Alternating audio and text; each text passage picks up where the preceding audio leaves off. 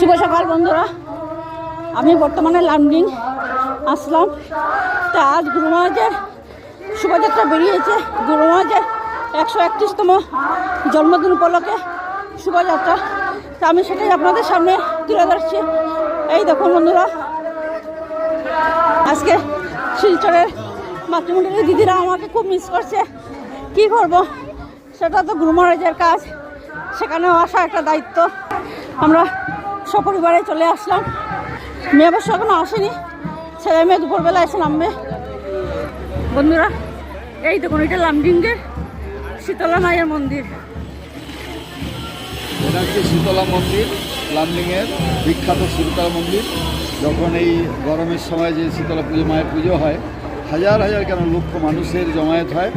আর হচ্ছে এখানে শীতলা মায়ের আশীর্বাদ সকলেই পায়।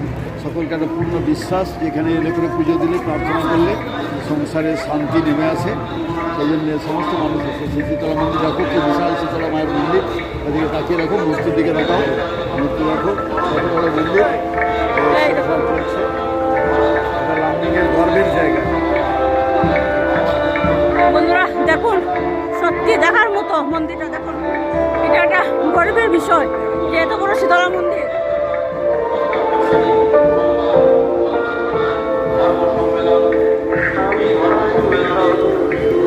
বন্ধুরা শোভাযাত্রা করে আশ্রম ফিরে আসলাম।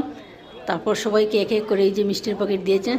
তো এইখানে ছিল পুরি আর সুজির বরফি আর মিষ্টি ছিল। তো বন্ধুরা আজকের এই গুরু মহারাজের শোভাযাত্রাটা আপনাদের কাছে কীরকম লাগলো অবশ্যই একটু লাইক শেয়ার কমেন্ট করবেন। জয় গুরু মহারাজ।